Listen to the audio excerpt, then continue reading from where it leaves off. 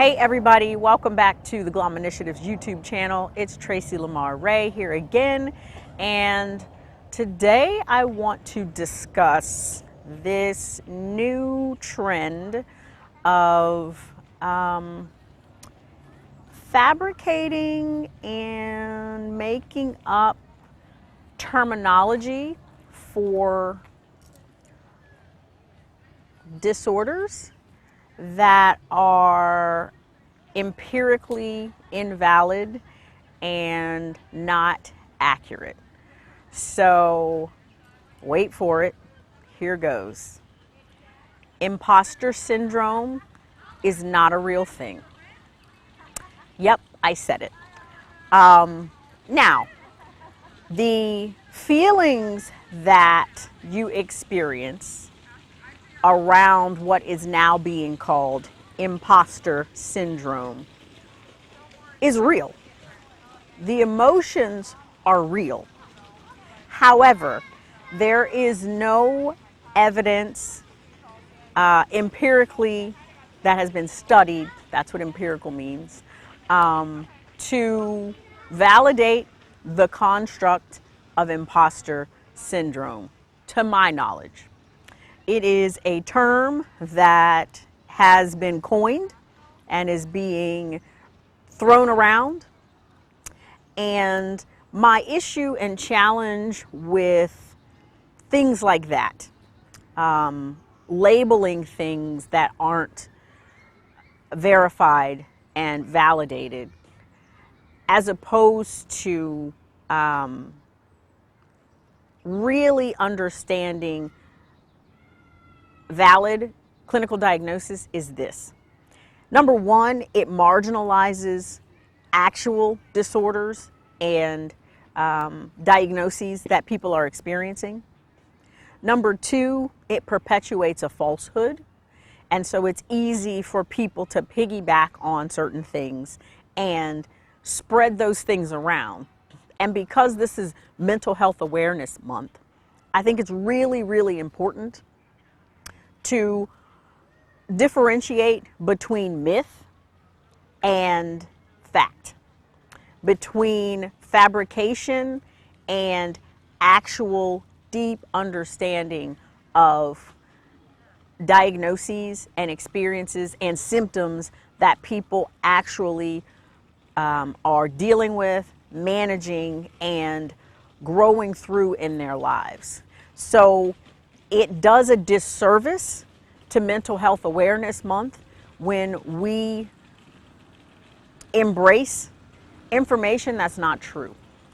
And so at Glom Initiatives, one of my missions and one of our philosophies is to advocate for and increase and improve people's understanding and awareness of psychological health and well-being. So I feel, and I felt this month in particular, that it was important to start to debunk some of these myths.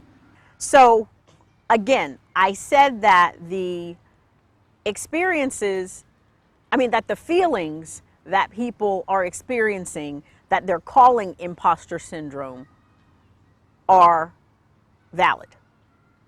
But imposter syndrome in and of itself is not a real thing. So what we're really talking about is lack of self-confidence, lack of self-efficacy, and self-doubt. And I've done a couple of other videos on self-doubt. If you're interested in those, you can check those out. But to experience self-doubt and a lack of self-confidence, those are a normal human emotions, and those exist on a normal spectrum of mood. So it's okay to acknowledge that you're feeling a little bit inadequate. You're feeling a little shaky. Pro tennis players, when they're on center court, they experience self-doubt. They're not experiencing imposter syndrome because they know that they have the capability to execute because they've done it before. What they're experiencing is a situation where they're doubting if they're going to be able to execute in that moment, if they'll be able to rise to the occasion. So again, that's a normal human experience. It doesn't have to be labeled as imposter syndrome. So the way that you can start to address those things is, first of all, we have to be honest.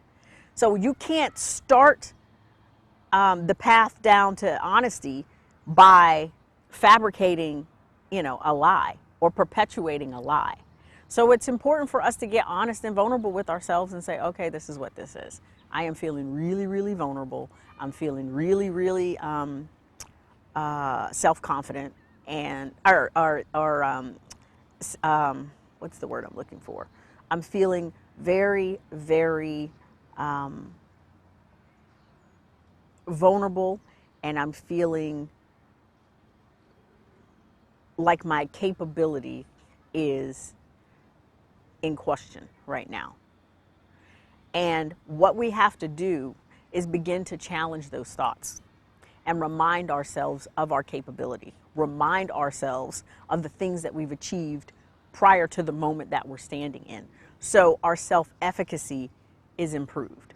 So to begin to reconnect with our feelings of self-efficacy and confidence, we first have to challenge the idea of our lack of capability. And so how do we begin to manage those fears and anxieties and feelings of overwhelm that we're calling imposter syndrome, but is in reality just normal moods and normal emotions experienced as human beings? Where do those notions of lack of confidence and ineffectiveness and lack of self-worth come from that create that doubt? Often, those messages have been subtly given to us over years and years and years, whether it be the media telling you that you're not good enough, telling you you're not pretty enough, telling you that you're not thin enough, telling you that you're not smart enough, telling you that you don't have enough. Basically, we get messaging all the time that tries to reinforce the idea that we, in and of ourselves, are not enough. So that's part of where those feelings of self-doubt and ineffectiveness come from. We can also be directly given those messages and told by people that are close to us or people that we work with or work for, who explicitly say, you're trash, your work product is trash, you're not talented, you failed, you have made mistakes. And so alternative to them being subconscious messaging, it can be conscious messaging. Somebody could literally be saying these things to you and we can internalize it. And another thing that can cause these feelings of self-doubt are our failures. In moments when we have not executed, in moments where we did not rise to the occasion, in moments where things did not turn out the way we expected them to because of our effort, that can leave a mark and allow us to believe that there is some deficiency in us innately, meaning like built into us. However, again, all of those experiences and all of those feelings are completely normal. It is not outside of the typical spectrum of feelings and mood, nor is it considered a clinical circumstance or diagnosis. So I wanted to do this video because I think it's really important in society that we begin to try to frame our understanding of psychological health and well-being from a place of honesty, from a place of accuracy, and from a place of acknowledging what has been studied and what we know to be true in the science and the data about diagnoses and mental health, which is another term that I reject, because I think mental health in and of itself creates a distinction between those who may have a diagnosis and those who don't. And that creates a divide, number one. Number two, it perpetuates the stigma of those who may have a challenge and may be working through things, and those of us who in the moment are not. What we all can relate to is psychological health and well-being, because we all have a brain and we all experience and live this world and through this world and this life through cognitive processes, which is a psychological function.